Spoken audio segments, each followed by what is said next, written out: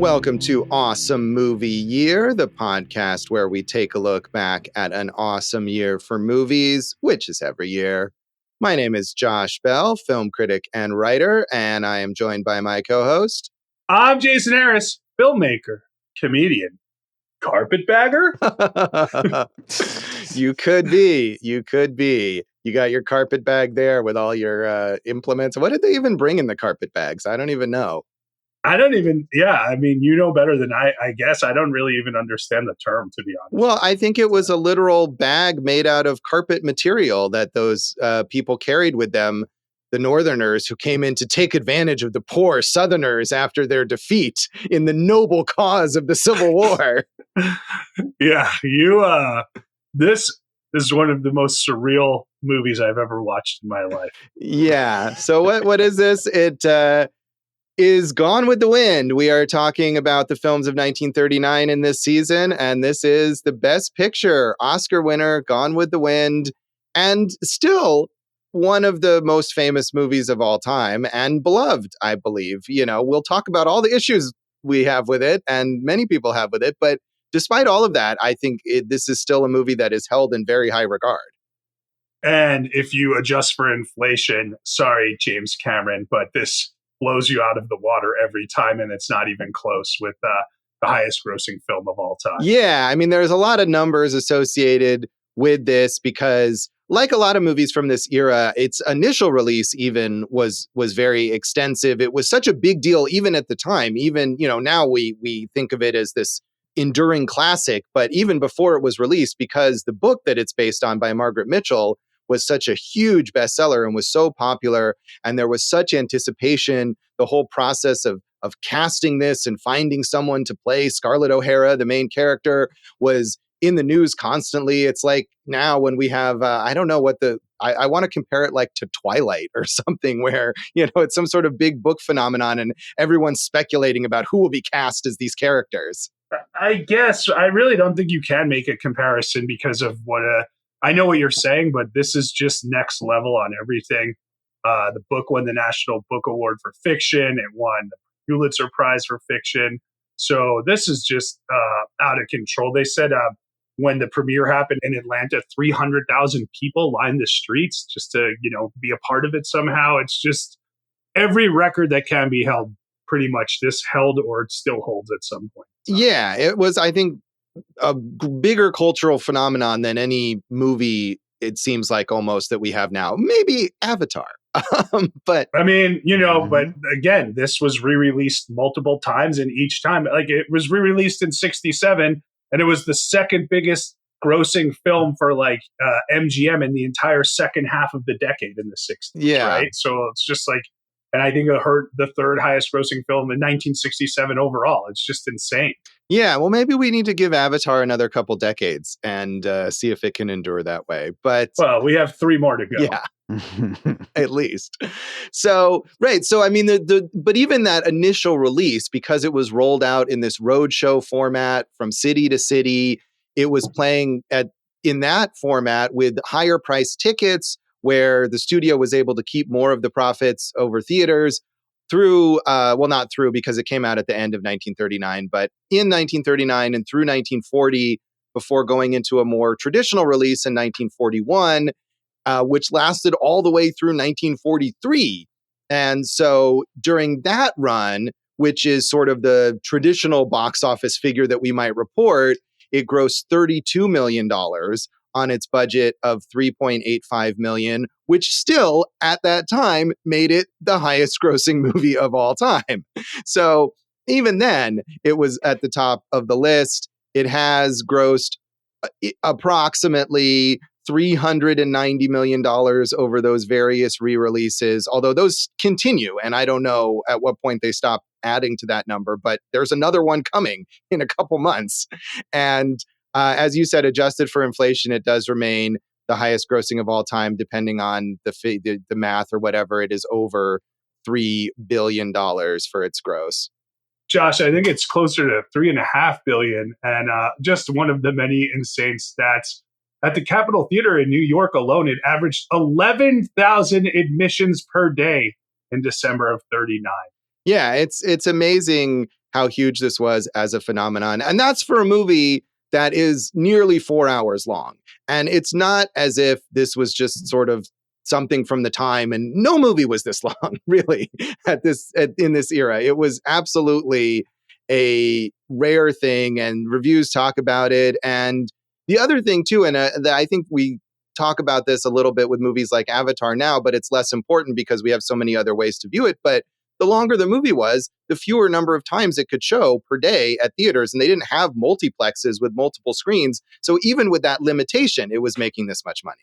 Right. I was thinking about that with the Killers of the Flower Moon criticism of this past year. And, this had the intermission. And like you said, it was a real spectacle between, a full day affair, I would say. But, it caught America by storm. And it's just crazy to think about because, I'll tell you, I think it's an incredibly well-made and good movie, but the message is so insane to me. I'm just I'm so confused by this thing. Right. And I think people at the time were too, at least some people were, but certainly the idea of the antebellum South as this genteel sort of idealized place was maybe more acceptable. And we were, 70 years out from the end of the Civil War at this point. So is that right? Am I doing my math right? 1860s to 1930s, 1865 to 1935. You're pretty close there, Josh. Right. And even today, we know that there's idiots out there who still want the South to rise again. Right. So, but what I'm saying is that, that's comparable to the 1950s to now. And we think about how many people have this strong sort of misguided nostalgia for the 1950s now. It's the equivalent of what people might have had then, because there were people around who were alive during that period. Yeah, it would be like if you had a slogan about the old days and how great things were, and you put it on a red hat, and idiots just didn't think and just put it on. But it's a strange thing, Josh. Even when you get to literally the first title cards are like, there was a time in the South where everyone loved each other, men and women, master and slave. And I'm like, what is happening here? Right. They're treating it with this, on the one hand, as I'm saying, it's like it was more recent, obviously much more recent than it is now. But on the other hand, they're treating it like the medieval period or something. I thought about this, and you watch a movie about like King Arthur or something like that, and people don't really criticize it because it leaves out the fact that life was probably really awful for peasants and feudal lords were not really nice people or whatever, but it's so long ago and it's been so mythologized that we think of it almost as like a fantasy world. And that's kind of how they're treating the South here. And they do, they do an excellent job of showing, if you're a rich white plantation owner, how good of a life you have. Right. So much like if you were a feudal lord in medieval England or whatever.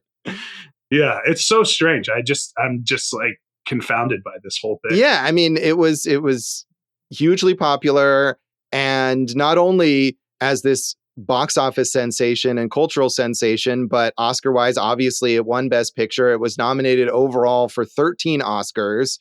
The record at the time. Yes, and it won 8 competitive Oscars for Best Picture, Best Director for Victor Fleming, although much like his other film this year, The Wizard of Oz, he was not the only director to work on this, but was the credited director in the main one. Best Actress for Vivien Leigh, who plays Scarlett O'Hara. Best Supporting Actress for Hattie McDaniel, who plays Mammy, the beloved slave who takes care of Scarlett. Best Adapted Screenplay, Best Art Direction, Best Color Cinematography, and Best Editing. It also won 2 honorary awards for its use of color and for a technical Oscar for its use of coordinated equipment. It was also nominated for Best Actor for Clark Gable, Best Supporting Actress for Olivia de Havilland, Best Original Score, Best Sound Recording, and Best Visual Effects. It was the first color film to win Best Picture. So, a huge, huge sweep for this movie. Yeah, record for most Oscars nominated, most Oscars won. David O. Selznick won the Thalberg Award for Career Achievement that year. And it deserves all those Oscars. I think I haven't seen Goodbye, Mr. Chip, so I can't comment on the performance that Gable lost to. But the score on this thing, man, I don't know how this didn't win score. This score is pretty incredible. Yeah, it is. Mm-hmm. I mean, and all of those elements add to this sense of grandeur. You know, if you're going to watch a movie that's nearly 4 hours long, you want it to feel like this all-encompassing experience, and that's really what you get here. It's a real event. I mean, I told you, Josh, in my 20s, I had a girlfriend who was always like, oh, she loved Gone with the Wind and wanted me to watch it with her. And I was like, ugh, 4 hours of cuddling with my girlfriend and watching a classic movie. No, thanks. And then I watched it. This was my first time seeing it. And I'm like, man, I was a real idiot 20 years ago. This is a fine film. It would have been a great day. And like, yeah, I mean, like when you watch this, like you're like, oh man, what a cool experience this would be to see in a theater in a comfortable seat. If it, but in a bad old theater or a theater with bad seats, like it would be a tough one to get through. I'd say. Yeah, I actually did see this in a theater the first time on one of those re-releases, and I was glad that I did because, as you say, I mean, you're joking, but it is a big commitment to sit and watch it especially all at once. And I don't know that I would have made the time for it, but because it had this theatrical re-release, I thought this is what I should do. And it was the whole experience. It had the overture, it had the intermission, all of that. And it was. I think you want that, right? I would want that. Yeah, absolutely. Yeah. Absolutely. I mean, not only to take a bathroom break, but just to really fully get that experience, which I don't know. I mean, maybe if you get it on DVD now or something, it has it. But I think we all probably stream this on Max and there's no overture, there's no intermission. Yeah, so if you include the overture and intermission, there is that little kind of break, but where you see where it would be. This would still be considered the longest running, as far as the length of a picture, Oscar winner for Best Picture. Right. Yeah. If you add that in, it ends up being like a few minutes longer than Lawrence of Arabia, I believe. So critics generally were positive about this, and it's interesting, as always, to see sort of this context. The novel, which I feel like is not nearly as talked about now as the film, was such a huge deal at the time that basically every critic is comparing it to the book and talking about how it adapts the book. So Frank S. Nugent in the New York Times said, "It is pure narrative, as the novel was, rather than great drama, as the novel was not. By that, we would imply you will leave it, not with the feeling you have undergone a profound emotional experience, but with the warm and grateful remembrance of an interesting story beautifully told. Is it the greatest motion picture ever made?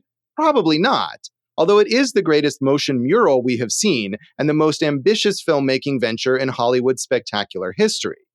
For by any and all standards, Mr. Selznick's film is a handsome, scrupulous, and unstinting version of the 1,037-page novel, matching it almost scene for scene with a literalness that not even Shakespeare or Dickens were accorded in Hollywood. Casting it so brilliantly, one would have to know the history of the production, not to suspect that Miss Mitchell had written her story just to provide a vehicle for the stars already assembled under Mr. Selznick's hospitable roof." Yeah, I mean, there's a lot. I agree with pretty much all of that. Like, I'm watching and I'm like, there's really not much conflict here, yet I'm still riveted by everything that's going on, right? So, I mean, there is a lot of emotional conflict and, a civil war. But as far as the story goes, it's more of a petite story with the large surroundings, I'd say, right? Right. I mean, and I think that's the idea, is that it is this personal story of this handful of people against the backdrop of this larger story. I mean, we're not learning or following the strategy of warfare or specific battles. I mean, if we hear about battles, it's just sort of like, oh, this happened over there, this little town called Gettysburg at one point that we get, right? Yeah. And, we learned that Rhett is a blockade runner, and I'm not exactly sure what that is, but he ran those blockades pretty well because he lived through it, But yeah, I mean, the casting, we did a lot of research. This is the first, I was telling Josh, this is the first movie on Awesome Movie Year that we've covered that I had to do my research in subsections because there's so much and it's so unruly. I'm like, I better organize this a little better. But yeah, the casting is amazing, right? Like, they held off 2 years because David O. Selznick wanted Clark Gable and couldn't get him at first. And that period of time, George Cukor, whose last name I've pronounced 7 ways on this season, he was on pre-production for 2 years. And then allegedly, Gable had used his power to have him fired because Gable was a hustler in this is what I've read, right, Josh? He was a hustler in the gay Hollywood lifestyle, and Cukor knew about that, so he kind of had him shooed away from it. Vivien Leigh, I mean, every leading actress of the day was up for this. Katharine Hepburn wanted it. Everyone. You could Tallulah Bankhead, Irene Dunn, everyone we've talked about this season was up for this job. But he just went to 1,500 unknown people, and he found Vivien Leigh from a small British film, and just thought that's the person. Like he cast the hell out of this thing. Yeah, absolutely. I mean, the choice. We haven't read the book, so it's hard to say. Dave did. Yeah, of course. I read Dave it loves twice. reading 1,000-page books. So, I mean, we can't say how it compares, but I mean, it seems to me from watching the movie that Selznick was right to wait for Clark Gable, because he seems like he just fits in perfectly here. He really captures this character. And yeah, all of it. I mean, this movie has a massive cast. It's got a huge amount of characters, and even down to the smallest role, it seems like everyone fits their parts perfectly. Yeah, I mean, Vivien Leigh, too, I think is like, she's so great in this movie, right? And it's like, oh, yes, we'll get this British actress to play the Southern belle.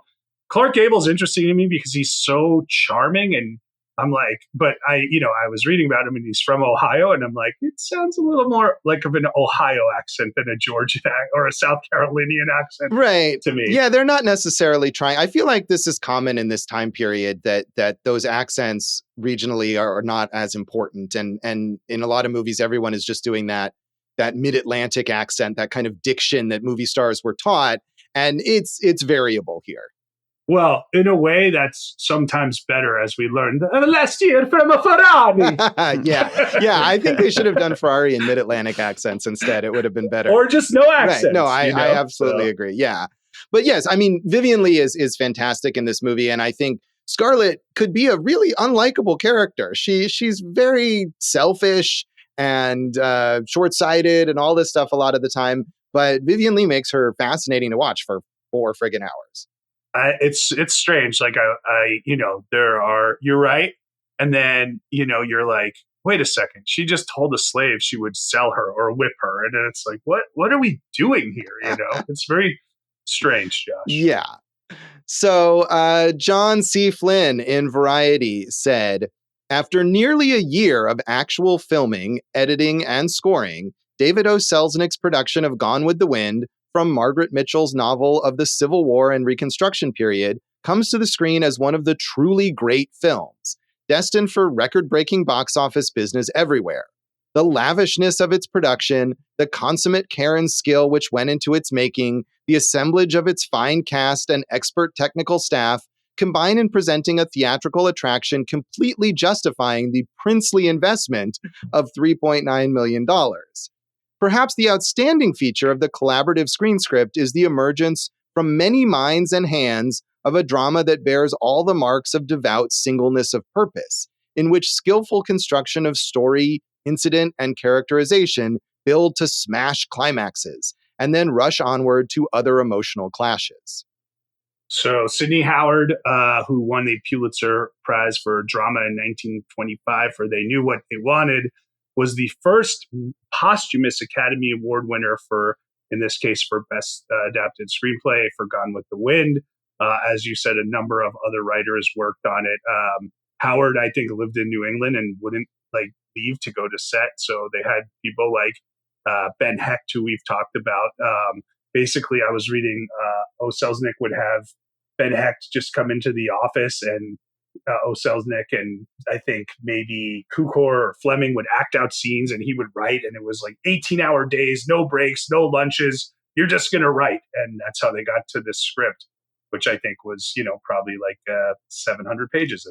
Right. I mean, and it's interesting too, because all of these reviews note how faithful this is to the book, in some cases to its detriment, perhaps. So the fact that they needed all those writers, and yet they ultimately didn't, it's not like they were changing things up drastically or whatever. But But I think also with the amount of writers that worked on this, and as we said, the multiple directors at various periods, it's like when we were talking about The Wizard of Oz, where despite that chaos, it does come across as this really unified vision that holds together really well. I agree. Cukor, Sam Wood, and of course Fleming were the three. And I think it went in that order. Fleming obviously shot the bulk of this. Wood shot the second most amount, and then Cukor barely shot any, but spent 2 years developing it. And one other thing about that review, because I think this was shot in the lots and the kind of properties in Southern California, the old Selznick Ranch or whatever it was. It really looks amazing, and it looks like what you would perceive the South would look like. And they do such a good job of showcasing the environment, for not just to showcase it, but to add on to it. Like, right, at the beginning, you have the Thomas Mitchell, awesome movie or actor of the year, 1939, right? Yes. Right? And he's talking to, he's Scarlett's dad, and he's talking to her about how important it is to have land because it's the only thing that lasts. And then they pull back and you see the two of them just looking out over Tara. And it's like, oh man, as the music swells, you're like, yeah, this really works. Right. Yeah, it does. And I mean, I think it captures that sense of place.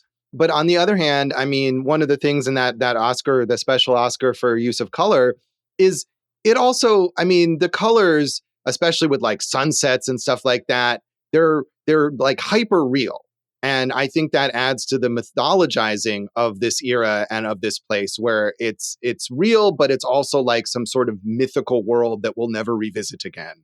Yeah, and the music really heightens that as well. Like that review said, it's just everything working in tune together. Yeah. Yeah. So The Guardian, in either an unbylined review or a review that no longer has a byline in their reprint of it. So Josh, you're saying that there's a byline in Variety, but not The Guardian? Yeah, I know. It's weird. Variety often, or usually, in fact, in this period, didn't have bylines, or they just had little initials that often I can't figure out who the person is. But The Guardian reprinted this review, and they may have left the byline off. But anyway, whoever it was in The Guardian said, the one serious weakness about Gone with the Wind is that its story lacks the epic quality which alone could justify such a lavish outlay of time, talent, and production values.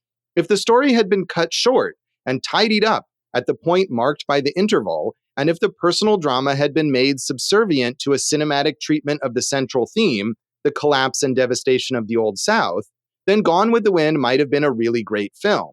But no, we must follow Scarlett O'Hara through 2 more hours of irrelevant marriages, births, deaths, and domestic squabbles that tell us little fresh about her, simply because Margaret Mitchell wrote it that way.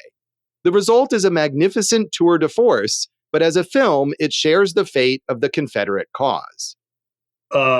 What? So we should lose the last 2 hours of this, which are, I mean, what's the point of the Rhett Butler character if we're going to do that? Yeah, I mean, I think what they're saying is that, lose whatever comes after the interval, which is, I think, what they're calling the intermission, which, of course, right. I'm not entirely sure where that was because we didn't have it in our recent version. Well, no, there's a part where, so I think I know where it is, right?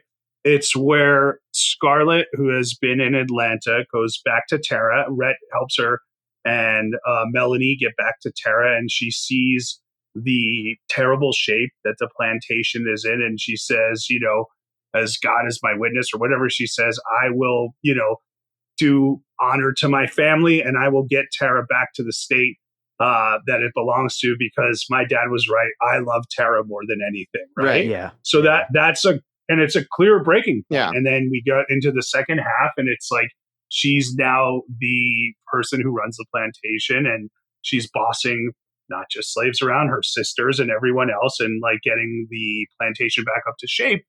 And I mean, like you said, we haven't read the book, but this is a very clear narrative that's easy to follow. And I think, as big as like the war elements are, this stuff is just as important and just as interesting. Yeah, I mean, and I think, like I was saying before, this isn't really a movie about the Civil War. This is a movie about how that period of upheaval affected these characters. And to say that, we what's really important here is the war and the Reconstruction, not Scarlett O'Hara and all the stuff that happened to her, I think is to completely miss the point. And I did feel like it kind of piled. I mean, it's very long, but also I felt like it was piling on the melodramatic incident, especially at the end of the film, where all of a sudden it's like, spoilers or whatever, but it's like, oh, and her child is dead and Melanie is dead. And it's like, come on, and again, because maybe the book was so beloved that Selznick felt like we can't deviate from it,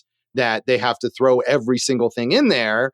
One review, I can't remember where it was, but even mentions the famous, "Frankly, my dear, I don't give a damn" line, which must have also been in the book, and says, it's a testament to, how faithful it is that they included this blasphemous utterance or whatever. So it's obviously very important to get all that in. So of those points that you're making, I think to get to that point, with those deaths, it's almost more to show Rhett's evolution than Scarlett's evolution, although we do see that too. And then, of course, you have to remember, we're probably in 1871 at that point. And, a lot of people died of things that are preventable now. Well, I'm not saying that that's not true. I just think narratively, it just becomes almost laughable at that point, like the amount of tragedy that they're piling on, especially like one right after another. Those two final deaths occur on what appears to be like the same day nearly. She just takes it all in stride, though. She's like, another setback. Don't worry. I'll go back to Tara and fix everything. Right. Well, I mean, that's part of what makes her a great character, right? Is that she has this indomitable spirit, in part because she's so selfish that she can endure all this stuff because she has this really strong sense of her own worth. Right. It's funny. She's her best strength and her biggest weakness is probably the same characteristic. Right. So as we're saying, Jason, this was your first time on this watching this film, and you're happy that you finally got to it. Yeah, I think it's really good. My grandfather used to call my daughter Scarlett O'Haris, which was fun. And now we know kind of a little more about that. I know my mom loved this movie, and I think my grandfather did. And I just thought, like, God, it's 4 hours, but I was wrong. This is a really good movie. And, we get to these blind spots here, and I'm glad that I got this one in the eyeline. Yeah. Your mom never tried to make you watch it when you were a kid? I don't think so. It's also a weird movie to make a kid watch. Well, that's true. But as we've long established, parents like Dave's will show kids anything, even if it's not appropriate. Yeah. She did make me watch The Incredible Mr. Limpet with Don Knotts. Mr. Furley, Don Knotts. Yeah. That seems more kid-friendly, I think. Yeah, but this is a better film. Yeah. So, yeah, like I said, I saw it. It was the 75th anniversary re-release. So I think it was maybe close to 10 years ago that I watched it in the theater. And that was a cool experience. And I had not seen it before then. But of course, it's, obviously. Did you go with anyone? No, I went by myself. So, and I don't recall it was like particularly full. It was, one of those Fathom events or whatever. I mean, I think that's what's coming up here this year as well. And, so it's just at a multiplex somewhere, and it's not particularly like special, like we have the Beverly Theater here now that really makes a big deal out of all their repertory showings. But this was just some multiplex in a casino somewhere. But I was determined. I thought this is something that I want to do. And so I went and enjoyed it. So, and you saw it the right way. Yeah, so, I'm glad that why is it being re-released this year, Josh? I think it's the 85th anniversary this year, actually. So like I said, I think it was 10 years ago that I saw it.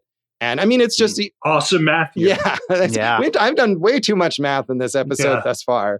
But I mean, it's I think it's like a, 2 or 3 day release or something from Fathom Events again this year. But it's something that they can put out in theaters again and again, and people will go see it. And they should.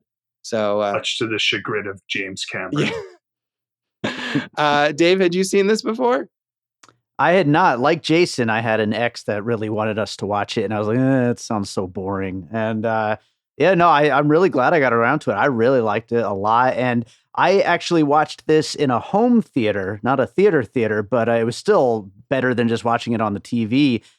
We rent a theater at Christmas time, me and Gina, and it was beautiful in that setting. And I would love to watch it in an actual movie theater sometime. Yeah. Did Gina like it? She loved it too. Yeah. I definitely felt like watching it this time at home on my TV, and also like having to break it up a bit. Like, I wasn't fully immersed in it, and I didn't enjoy it as much this time as I did that time when I saw it in the theater. Yeah. So movies and movie theaters.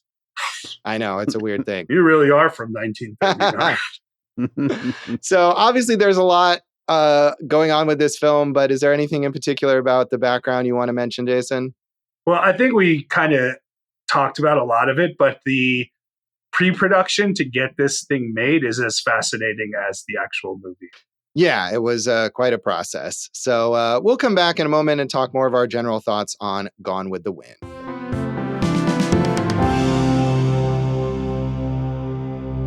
Welcome back to Awesome Movie Year. In this episode of our season on the films of 1939, we are talking about Best Picture winner Gone with the Wind. And Jason, would you like to recount every incident of the 4 hours of this film for us? Well, wait till Act 3 when we go through the legacy and we do every actor. Yeah, so. Just the opening credits and the way they have to like group the actors by which sort of location. 12 Oaks, yeah, and Tara and Atlanta.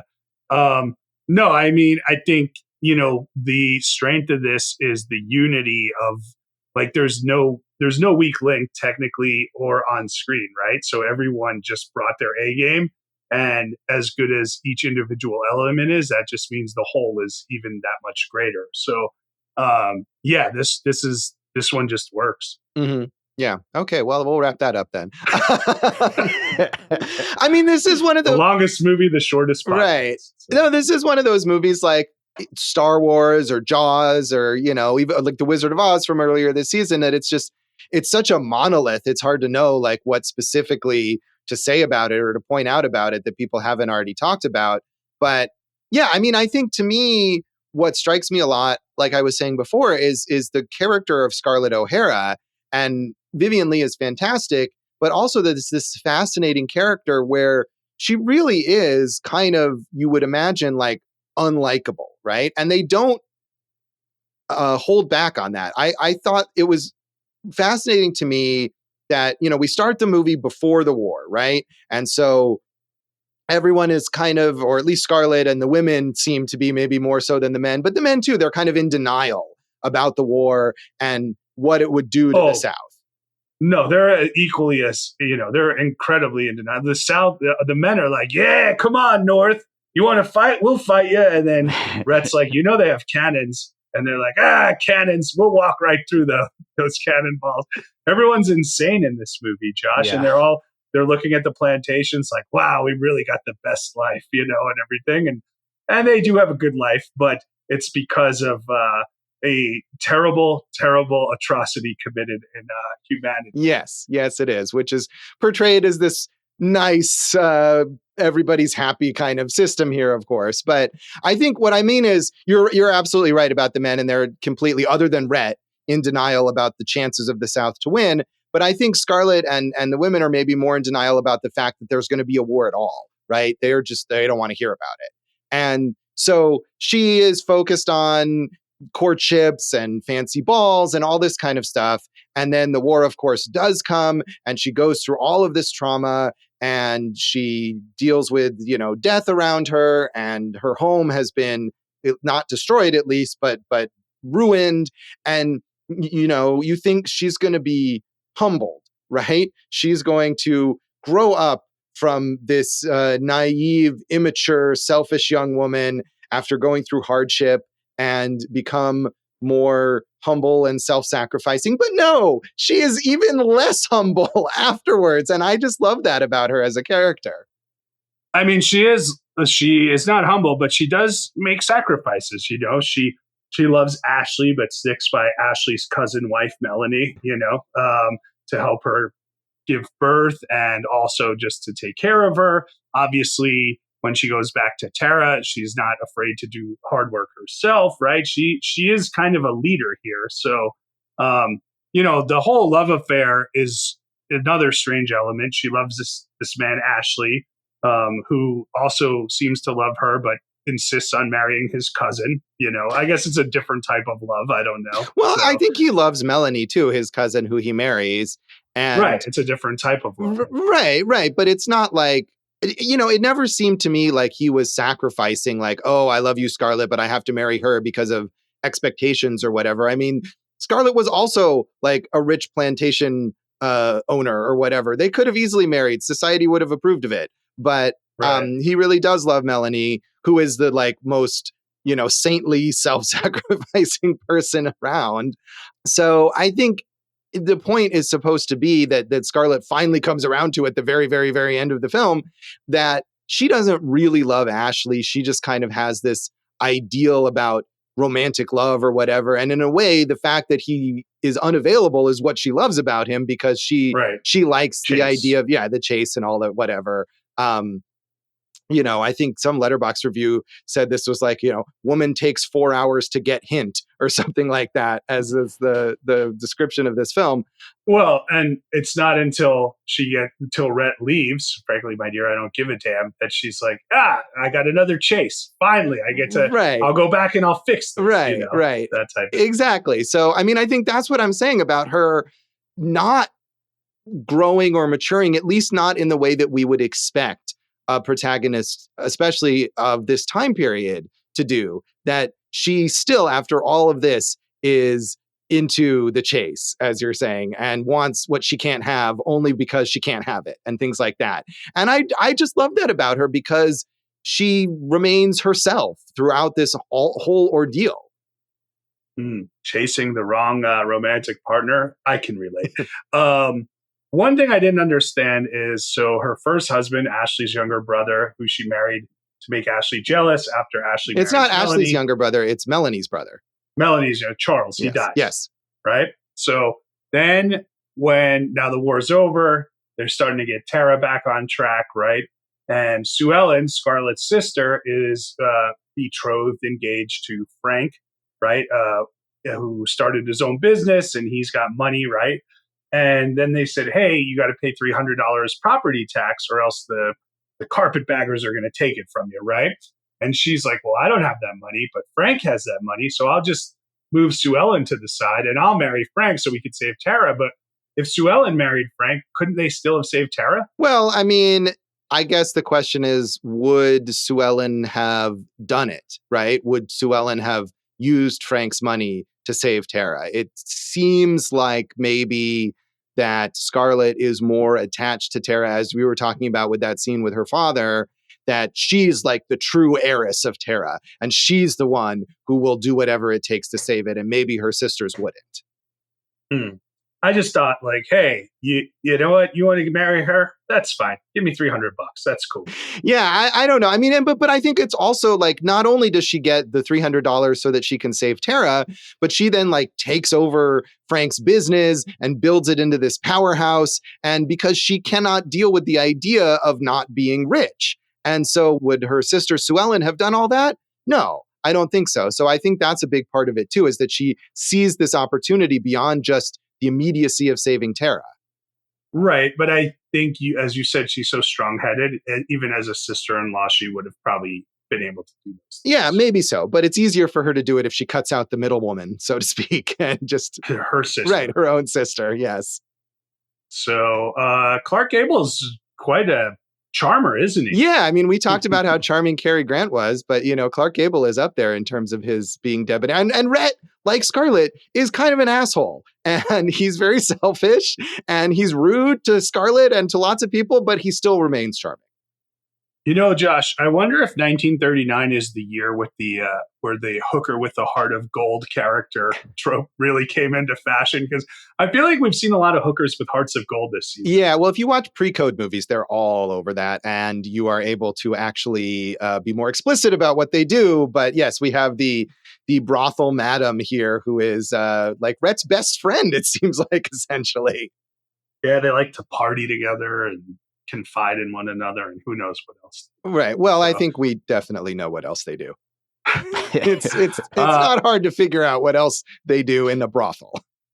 Yeah. Well, so Red is this, like you said, he's rich, but how did he get rich? And he's not afraid to talk against the South, which, how dare he, right? And he's an interesting character, and I think he evolves as a character after Bonnie, their daughter, is born, and and then we see also like that kind of toxicity of the relationship with Rhett and Scarlett, and he keeps, leaning into it until he can't lean anymore. Right. I mean, it's definitely, I think the movie places more of the quote blame on her in a way, because she is so obsessed with Ashley that she can never fully invest herself in her marriage to Rhett, which is obviously, we are meant to believe, the great love story.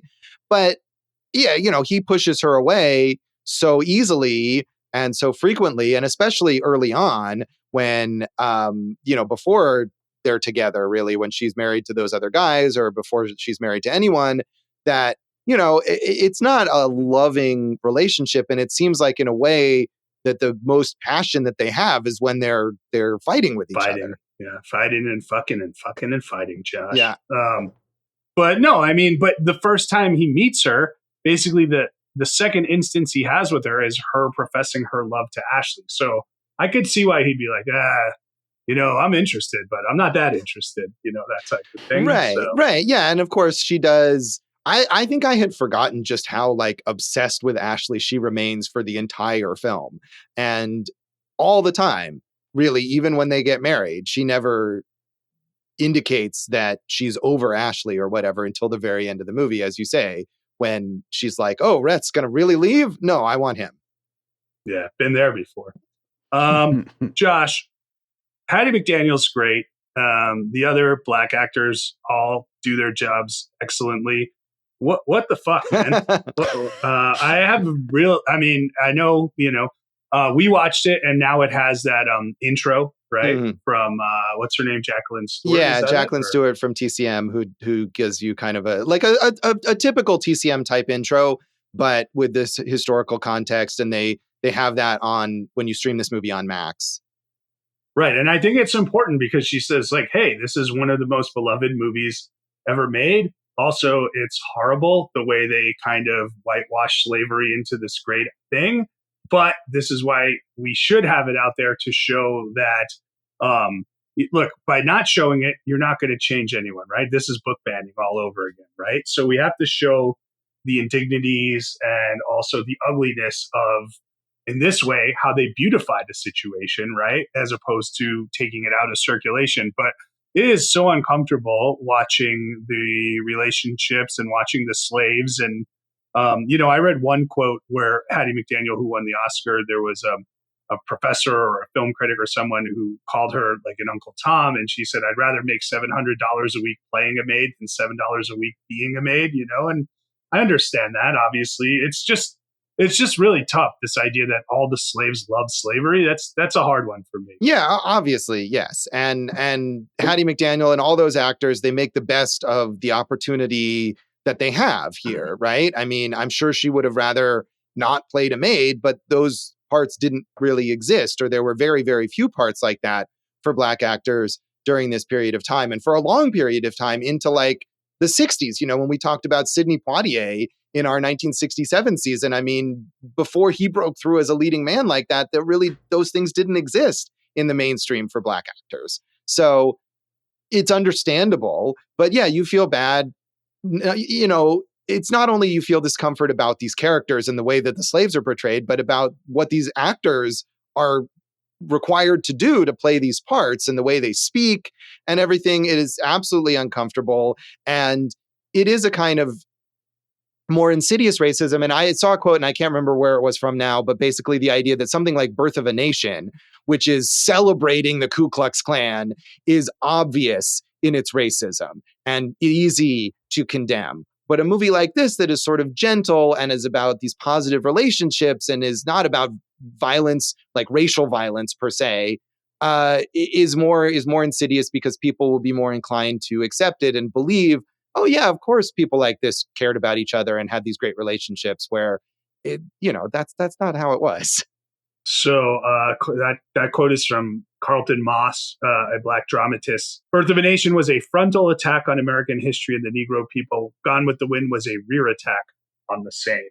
And I think we probably all thought of just now there's a new context of the Samuel L. Jackson character in Django Unchained after this, right? Right. Yeah. I mean, certainly, I forget what the house slave's name is, the male one who's along in the house along with Mammy. Pork? Yeah. I think it's Pork. Yeah, right? him. And you can imagine that Samuel L. Jackson character in Django Unchained is inspired in part by him or by Big Sam, the field. I guess he's not, is it the foreman is what they call him? He's the foreman slave in the fields. Yeah. Right. So they all do their parts admirably. I think Hattie McDaniel really does show layers of emotion and kind of just, she's able to go from she just shows a lot of range here. Right. I mean, again, within the context of what they're offered, these actors bring every amount of their talent that they can bring to something like this, but it's still so limited. And again, I feel like especially, and this honestly, this goes for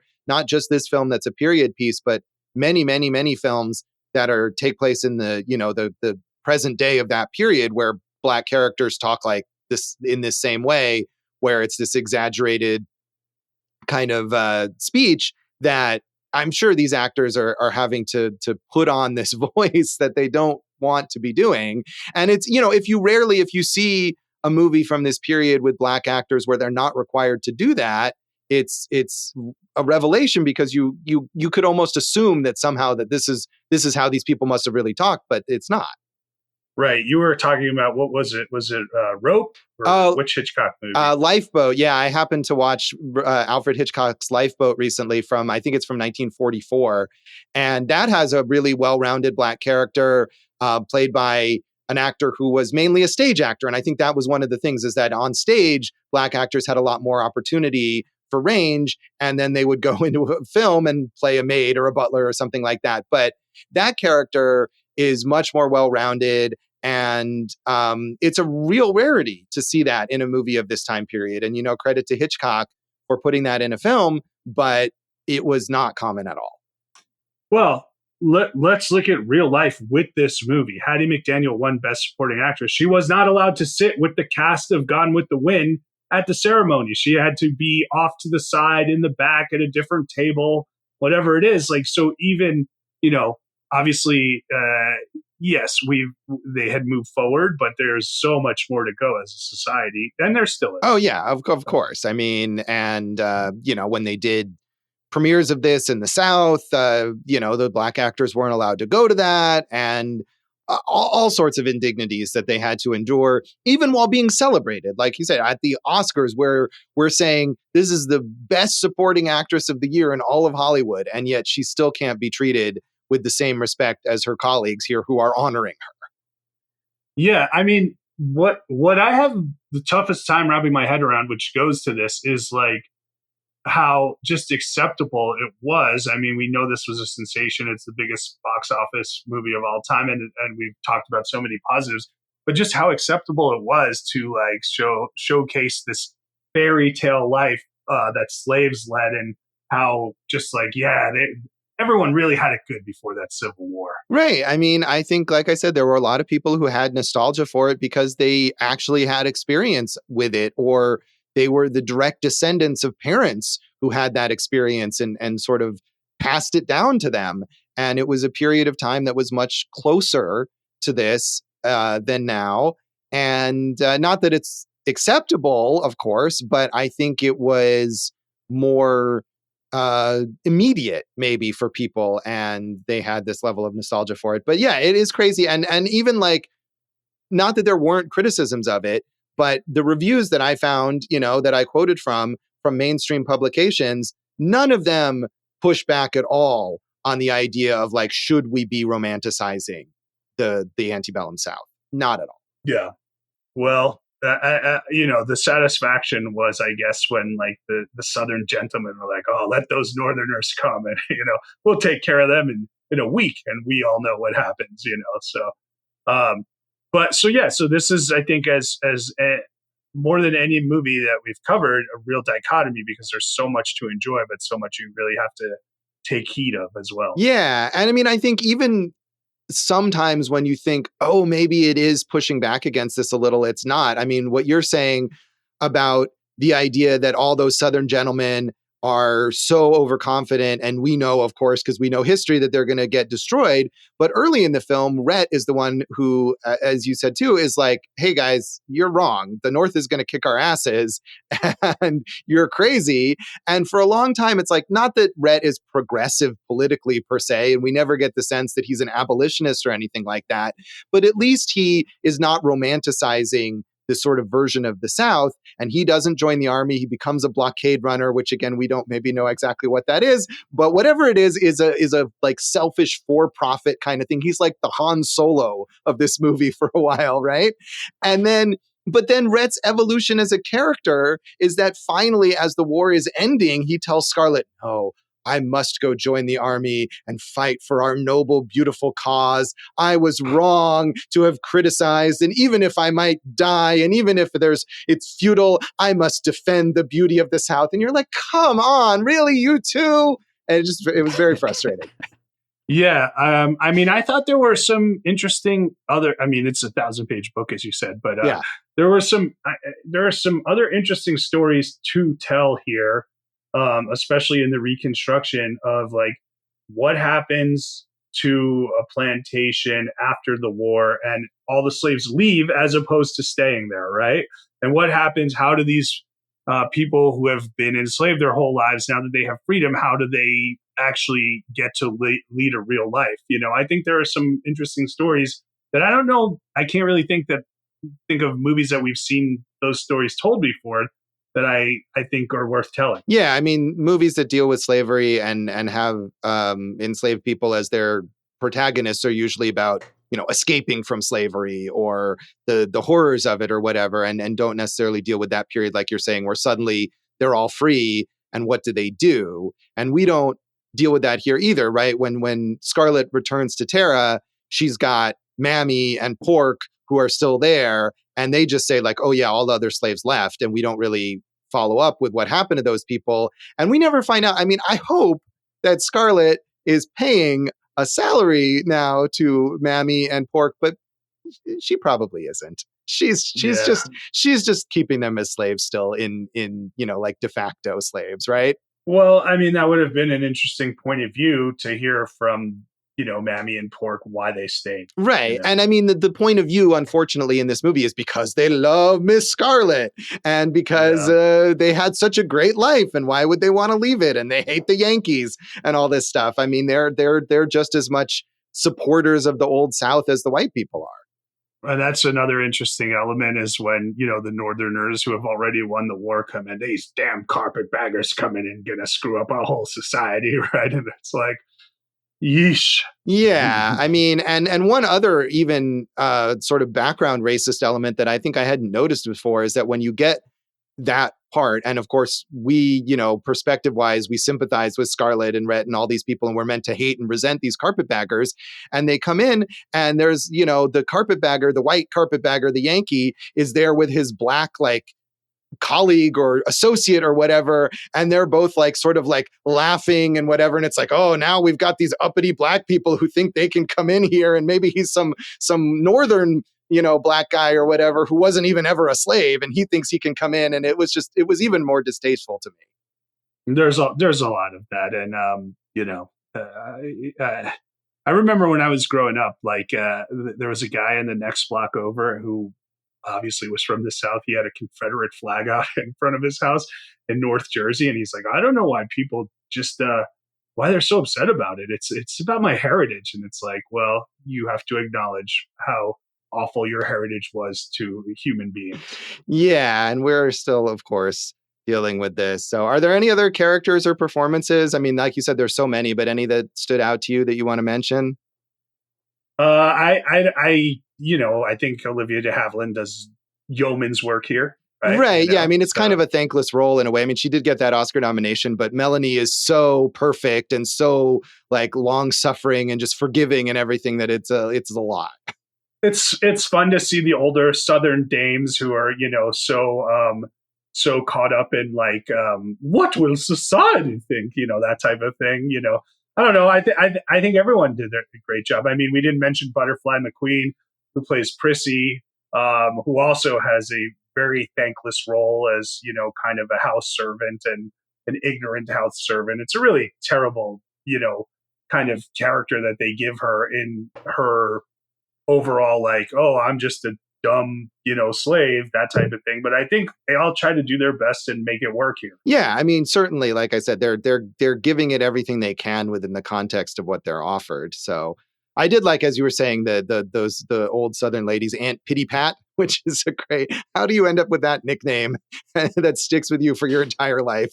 But who is constantly on the verge of fainting when anything even remotely improprietous happens is wonderful. I thought she was very amusing. Yeah, and I wanted to say Harry Davenport, who played Dr. Mead, the grandpa in Meet Me in St. Louis. Betty Davis once called him, without a doubt, the greatest character actor of all time. So that's nice. Yeah, he's very good. And do we want to say anything else about our guy, Thomas Mitchell?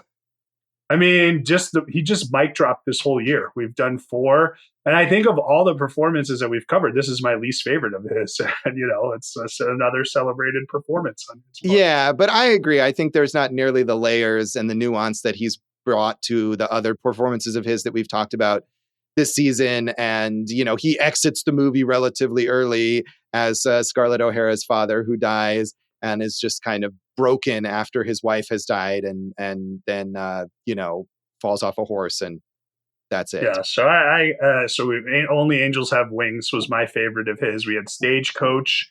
We had, what's the other one? And Mr. Smith Goes to Washington, where he plays the journalist, Diz or Dez or whatever. I'd probably rank him literally like that. And I know we have the Hunchback of Notre Dame to follow. Yeah, well, we'll have to do a whole special Thomas Mitchell ranking there, maybe in our epilogue or whatever. Yeah, I mean, he's the man, bro. He is. And they're very, like, maybe this isn't the most outstanding of those parts, but they're all so different. And he brings something different to each one of them. I agree. The ladies just great here. I mean, the leads, they however long they waited to make this thing, they got the right actors for it. Yeah, I mean, Vivien Leigh, again, is just so good. I mean, and just like the way she cocks her eyebrows as Scarlett, when she's being mischievous or she's being talked about or whatever is just wonderful. And, the way that you can always see the sort of wheels turning in her mind about what she's scheming to do next and how she's going to make sure that she remains on top and how her position is going to, stay. And in a society where, forget the Civil War, like women were not able to have the level of power that Scarlett O'Hara has in much of this film, but she's able to get it. That's why she's so admired. Yeah. So I guess a character. So we should rank this thing, Josh. Huh? Well, should we, get any thoughts from Dave? Do you have anything to add you want, Dave? I mean, you guys covered a lot here. I mean, really, my only thing was just, and you kind of got to it a little bit, Josh. You were mentioning about how none of the reviews pushed back against, the racism of it. But I was just wondering if anybody at this time looked at this movie through a lens of like these being terrible people, or were they just glamorous and powerful and love? I mean, we talked a little about like kind of like the black critics, black intellectuals who did.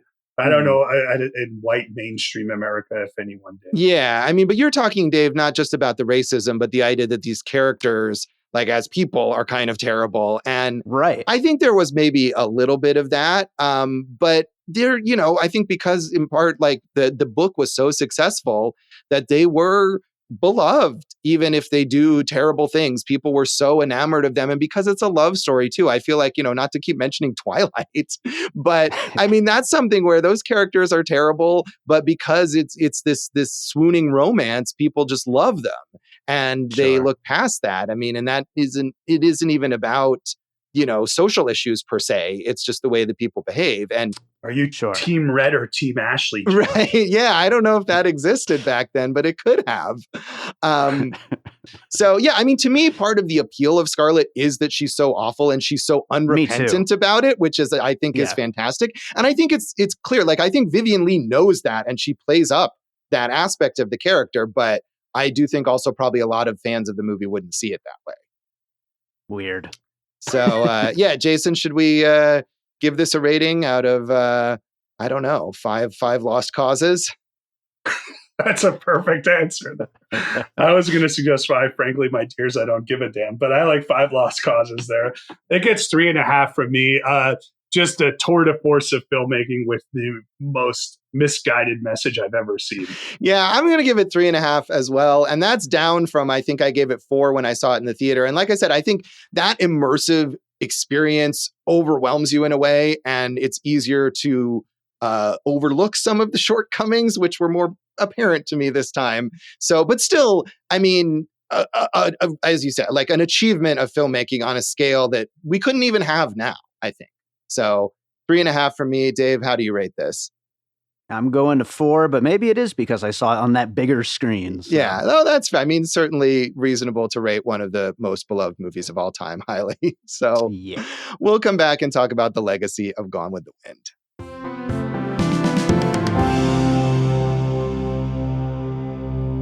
Welcome back to Awesome Movie Year. In this episode of our season on the films of 1939, we are talking about the Best Picture Oscar winner, Gone with the Wind. And I think like some of these big, like monolithic films we've talked about, like Star Wars and Jaws and The Wizard of Oz, there's so much here with the legacy of this movie. It is one of the most influential movies of all time. We probably can't get to all of it, but, you know, certainly it's been parodied and homaged a million times in various formats over the years. I didn't know that. Yeah. Yeah, it's, you know, it's one of those movies that if you've never seen it, you are probably aware of certain, you know, aspects of it or famous lines. Frankly, my dear, I don't give a damn. Tomorrow is another day. You know, I'll never go hungry again. All these things because they've been in so many parodies. So the ones that I wrote down were, have you ever seen Irving Berlin's Second Fiddle, also from 1939? It's a parody of the search for an actress to play Scarlett O'Hara with a Cyrano-type plot. I have not, and I looked it up because that's mentioned on Wikipedia, and it seems like it's sort of a minor, I don't know how much directly it is a parody. And we might have actually mentioned that movie in our Ice Follies episode because it's a vehicle for Sonia Henney, who was the famous ice skater turned actress. So we love Sonia Henney. Yeah.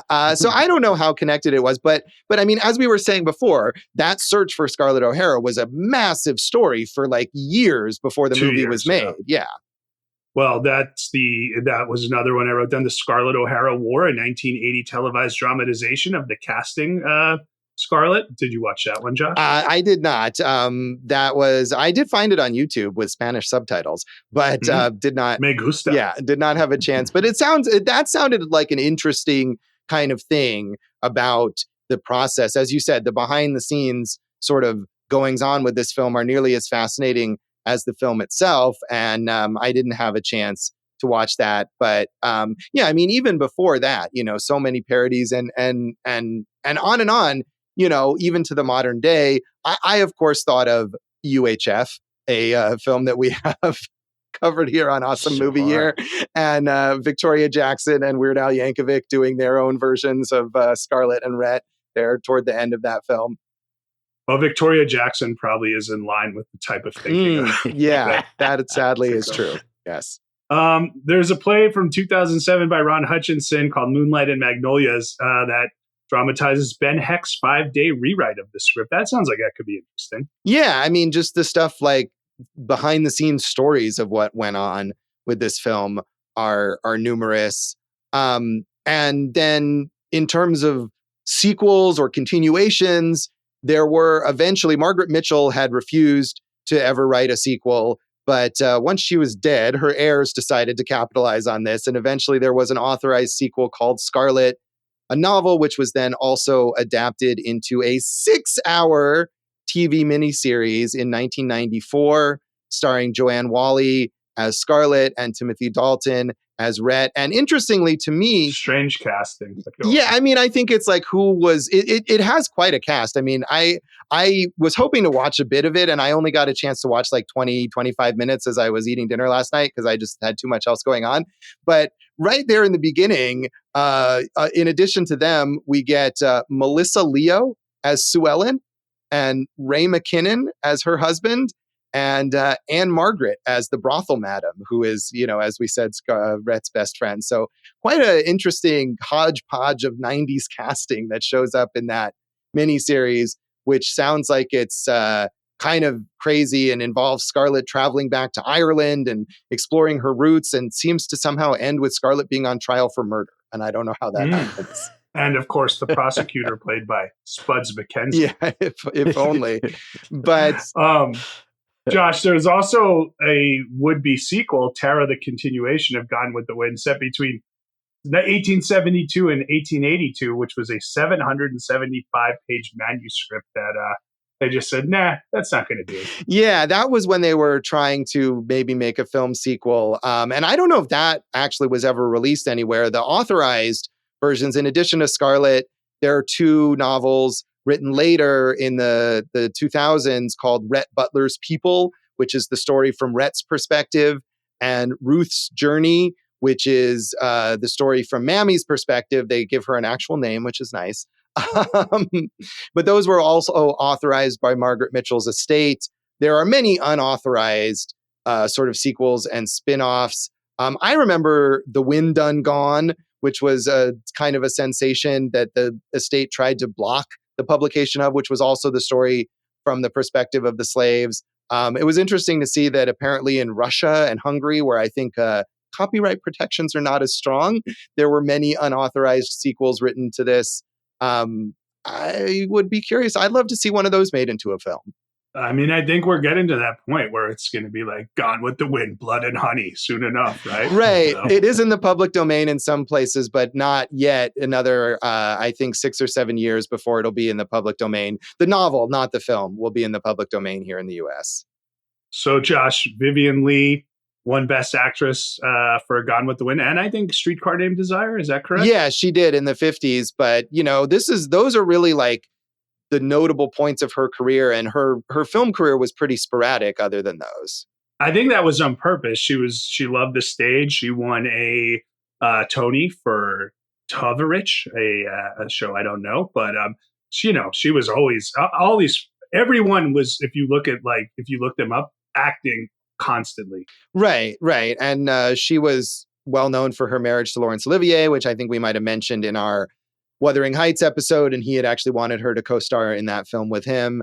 And she dealt with a lot of struggles with her health in terms of her physical health and her mental health. She died young at age 53. A lot of people did, I think, in this film, it seems like, or who were kind of connected to this film. Yeah. Clark Gable, as we said, huge deal. I mean, he was one of the top stars in Hollywood. That's why they had to wait so long for his availability to be in this film. And he continued to be a huge star into the 40s and 50s. Although it was interesting to me to look, because I was like, what are his notable films from after this? And honestly, films that he made in the 40s and 50s, I really wasn't familiar with. I've seen a lot of his films from earlier than this. He was a big star and very prolific in the 30s, in the pre-code era. And I think that really works for his kind of debonair, mischievous personality. And he won an Oscar for It Happened One Night, which is a great film and was one of the last pre-code films before that started to be enforced. So I haven't seen much of his or any of his later stuff, I don't think. And I don't know, have you, Jason? No, but I'm interested. There's some cool sounding roles, The Misfits, Magambo.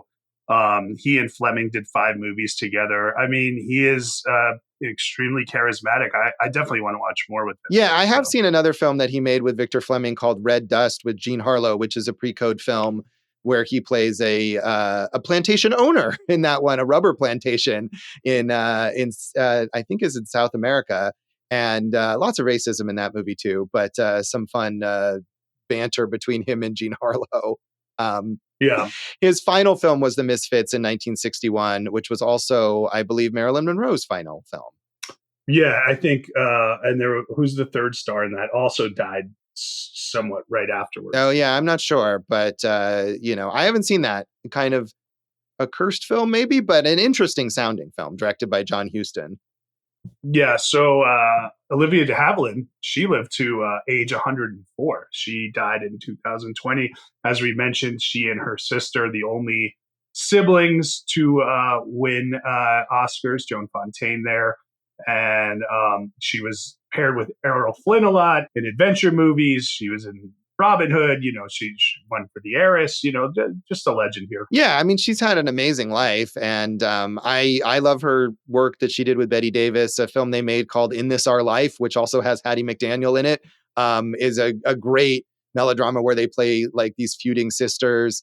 They also did Hush Hush, Sweet Charlotte together, which is a fun movie.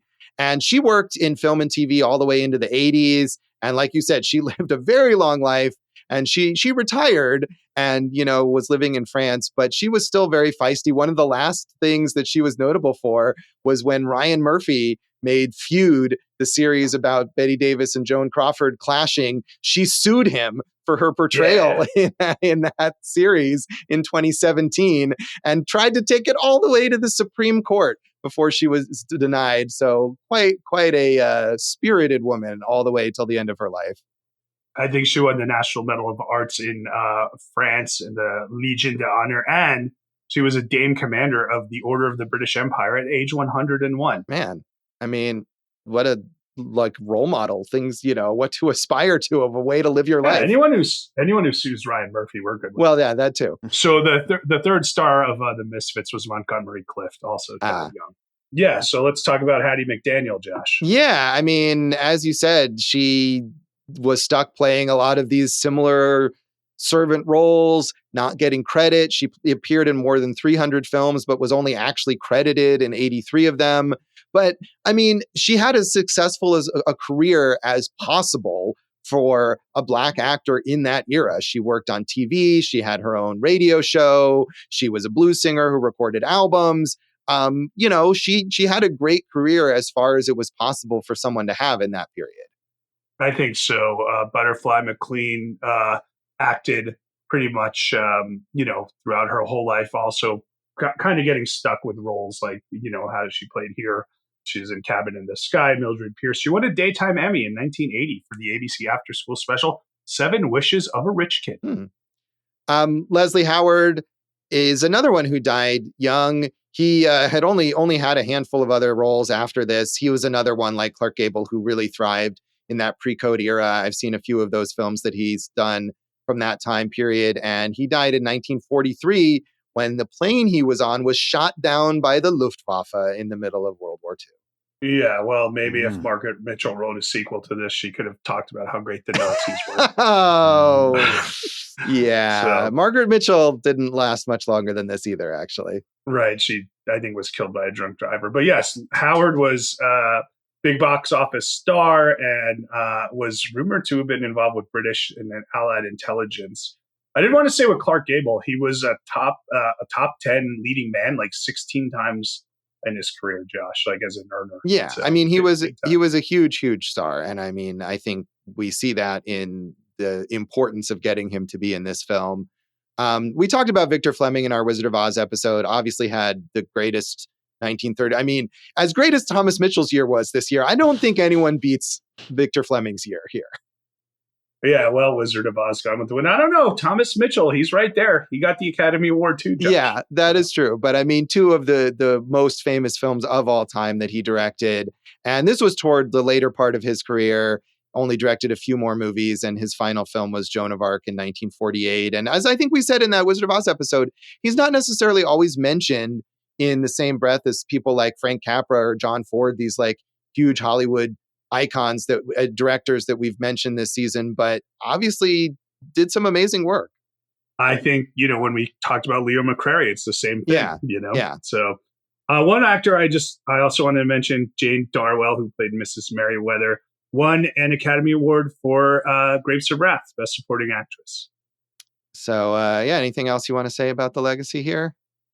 I mean, we could have split this up into 7 episodes. There's so much to talk about. We could do a whole season. Yeah, absolutely. And I mean, I think the other thing to just say is that it has certainly been reevaluated, even if critics and commentators at the time did not push back on the idea of its racism or the way it celebrates the Confederacy.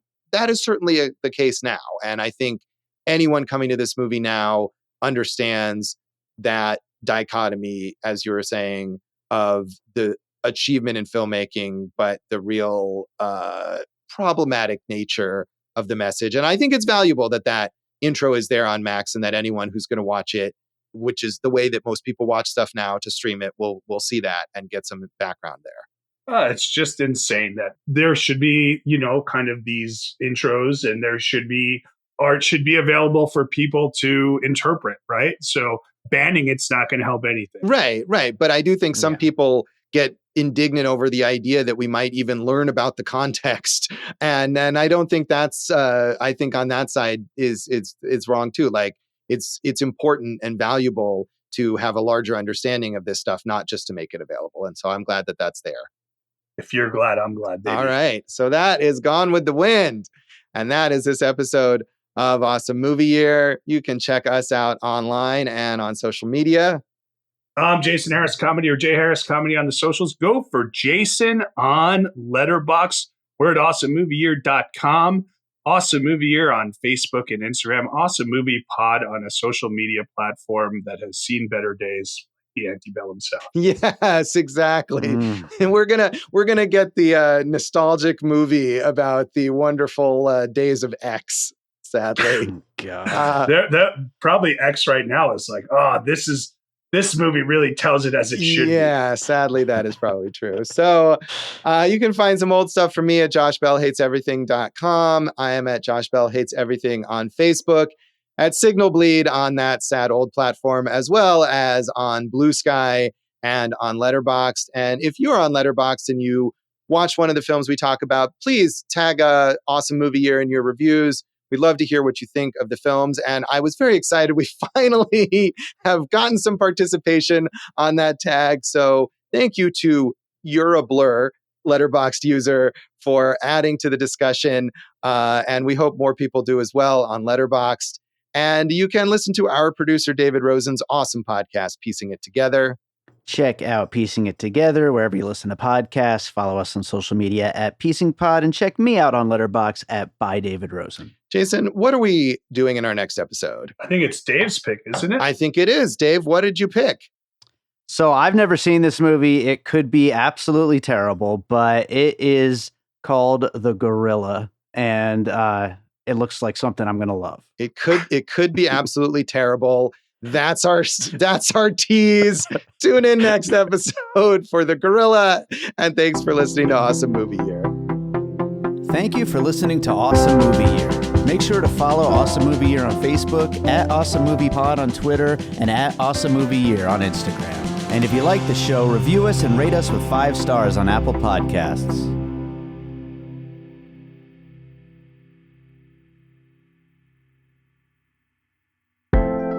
An All Points West production, produced by David Rosen in Las Vegas.